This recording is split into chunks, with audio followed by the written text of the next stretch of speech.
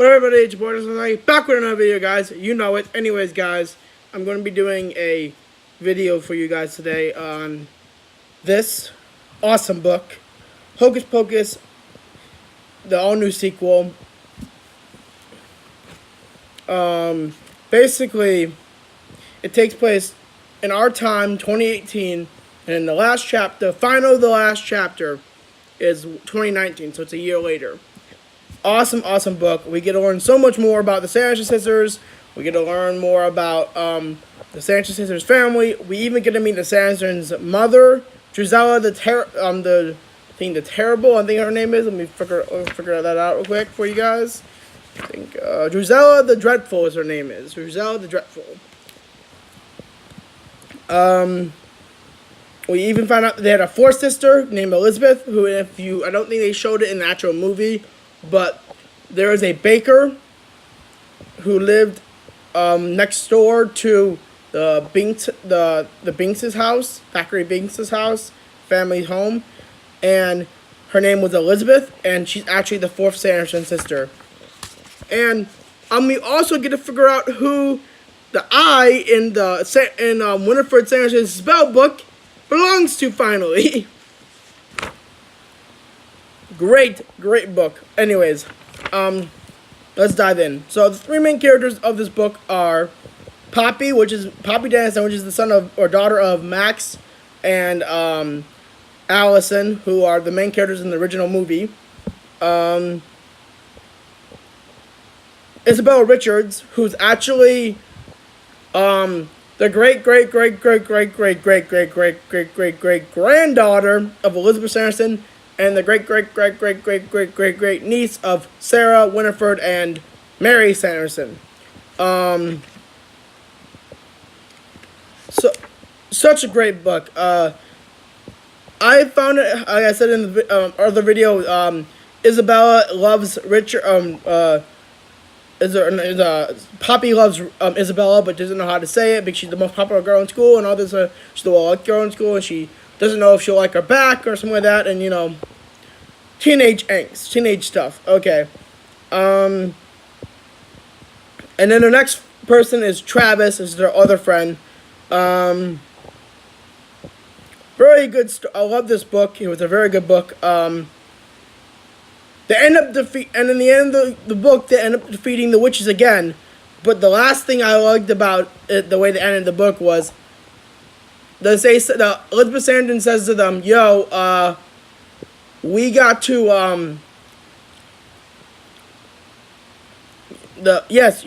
my sisters are being defeated a second time, but the world was, whenever there's a chance for evil in the world, which there will always be a chance that a witch will come, So I want you three to protect the Salem and most of the rest of the world from this threat of witches." They're like, "Okay, I guess we'll do that." They don't give a shit really, but they have to. They'll do it anyways. Awesome scene. They do Thackeray Binks and Emily return in this book, in the sequel, as ghosts to aid the Poppy, Poppy, Travis, and Isabella. Basically, I'll just go real quick over the plan that the sisters had at the beginning. The three sisters, their plan was they switched with a spell by tricking Poppy into saying a spell through a Ouija board on Halloween at their house. Tricked them into making a trade for three souls until the sunrise. But the way that spell works is actually, when it says until sunrise, the spell becomes permanent. So it's no longer, so they'll never have to go back to hell. So in actuality, what happened was Max's soul, or Poppy's dad, Poppy's mom, and Aunt Danny, which is Max's sister, all three go to hell because of it. And then later on, after a while, they have to find this blood moonstone, which is that's what's going on outside of the Halloween. It's a blood moon, which, according to Allison, before she got sucked away, it enhances magic and makes things more, and magic is more powerful and stuff like that. on a blood moon, which is true in some form, I guess, if you want to. I'm not sure. I do believe in witches in real life, but I don't believe in, so I do believe in witches, okay? I'm just put it that way. I do believe in witches. I do. Laugh at me in the comments if you will. I just do. Anyways, back to the thing. Okay, so back to it. So Isabella, Isabella, Travis, and what's his name? Her name, Poppy, go on to fight, try to destroy and find this thing. They even have a daughter, or make another companion who was once an enemy, who is, you guessed it, or actually it's the coolest thing ever. If you remember Jay Taylor from the original movie, the bully dude, you remember him? Yeah. Guess what?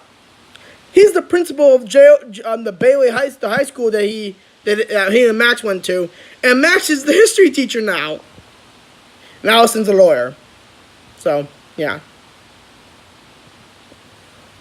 Allison's a lawyer, and her mom and Isabella's mom is like the head lawyer who's going to give her mom a promotion or something like that. I guess I don't know exactly what happened. It says that, I think so. And then another statement is, yes, Isabella, or probably Poppy, does know the story about what happened 25 years ago in the Halloween that Aunt Danny was 8. The story from the movie.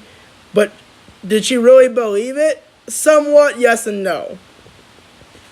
But she didn't really care, I guess you could say.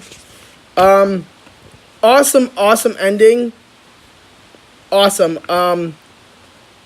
If you all wanted to say, the saddest part for me in this book probably would have been the end, how they fixed how at one point, what's her name, Isabella had been transformed into a Boston Terrier dog, which is, if you all liked the Hocus Pocus, because Binks was a cat for a little bit, now he have a dog, and it's a human turned into a dog. Anyways, back to the story. I'm going to read for you the actual ending. It's my favorite ending. By the way, Billy Butcherson is mentioned twice. And then at the full ending, he is mentioned a third time, okay? Ready for this? Okay, 1 year later, Salem 2019. Eye for an Eye is the name of this final chapter. Posters of a missing teenager girl plaster telephone poles, mailboxes in the Salem post office. They were put up over a year ago, but someone keeps pinning up fresh printouts over the old weathered ones on the bustling residential street filled with trick-or-treaters. Real quick, after a while, after they realized that they needed more people, the Santa Sisters, to fight the kids, they decided to bring back a bunch of trade other souls, because Sarah had made people mindless zombies, like the entire town, the mindless zombies working for her. So now they sacrificed the souls of these kids, sent them to hell, transferred their souls for other witches, and they created another covenant, and all this cool shit happens. So basically, at one point, they're just fighting on top of a lighthouse tower with thousands of witches below, and it's like I'll be terrified. I would not be lying if I wasn't saying I would be shitting bricks.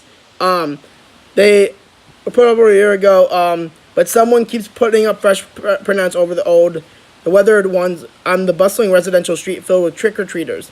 There's a lamppost with one of the posters attached to it, illuminated by the moonlight. It shows a pretty girl beaming as if she just won the lottery. Under her photo, the sign reads, "Missing Shay Womack. Last seen in Salem Common, Salem, Massachusetts. Date missing October 31st, 2018. Age 17. Height 5'3", hair long brown. Last seen wearing a t-shirt and jeans. Please call the Salem County Sheriff's Office." A teenage boy regards it. "Thanks again for switching place with me," he smirks. "Not that you had much of a choice in the matter." He tears down the missing poster, laughing, and slinks across the sidewalk. "Nice costume, mister," shouts a little trick-or-treater dressed as a princess. The teenage boy dips his chin, obscuring his face with the wide brim of his pointed black hat, and keeps walking, his long emerald green cloak swirling fiercely in his wake. He turns up a red brick wall, moving half like a shadow and half like a snake. Stops from a colonial-style two-story house with a white clapboard siding and a dark shutters. Party music, bright light, food from its opens windows. He crumples the poster in his fist and tosses it over his shoulder. Then regards the house for a moment longer. He takes a step closer. When the front door opens, a warm glow from within spilling onto the walk. He sidesteps into the shadows, avoiding the light. Under the cover of darkness, he turns and leaves the property, dashing across the suburban streets amidst a flurry of eager trick-or-treaters. He passes happy homes, streets full of laughter, barely staying out of sight, but deftly blending into the crowd in the night. It's only when he reaches the edge of the town's quiet cemetery that he slows to a stroll.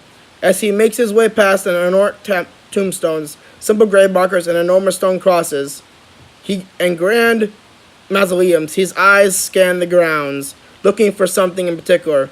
When at last he finds it, he stoops, squinting as he inspects it. The handstone's one detailed surface is blurred by the forces of time and nature. Still, he can make out the simple skull and crossbones atop the inscription. He stands and pulls out Winford's spell book from the folds of his cloak. Smirking and confused, a swivel of the book's single cloudy green eye, he gazes back down at it, his remaining eye glowing a much shade of green. There, he says gently, stroking the puckered lid of the delicate silver filigree that surrounded the eye. His other hand rises subconsciously to his face, touching the empty socket. He still misses it. The eye in the book blinks once or twice, each blink slower than the last, until it seems to fall asleep. The boy licks his thumb and the pages through the book, almost lazily. Yes, he says, one might say to quiet a sleeping child. Then he parrots a ghost who had stood in the exact spot 1 year ago. You never really kill a witch, especially, he chuckles, if you don't know he's there. He finds the page in the spell book that he's been seeking and reads aloud. Unfaithful brother, long since dead, deep asleep in thy wormy bed. Wiggle thy toes, open thine eyes, twist thy fingers and toward the sky. Life is sweet, but be not shy. On thy feet, so saith I. Before the last syllable, even his lips, the ground. Even leaves his lips, The ground begins to violently shake and quake. Nearby, the other tombstones lay still, but the one in front of him sinks into the ground, and an old wooden coffin slowly rises from the dirt. As the boy looks triumphantly, the ground goes silent, as still, as quiet as the night. The top of the coffin cracks open, and shudders and slides off as the figure slowly sits up. The teen witch grins. Welcome back, Billy. Great things await us. So basically, if you didn't catch that, Billy Butcherson's brother is the guy who is the one who gave the eye, obviously, or is the eye in the spell book, and they were witches. Or warlocks, technically. They're warlocks, not witches. So anyways, guys, that's it for this video. Like, comment, subscribe. I would highly recommend you pick up the copy of this book. It's a very good book. Like, comment, subscribe if you haven't already, and I'll see you in the next video, guys.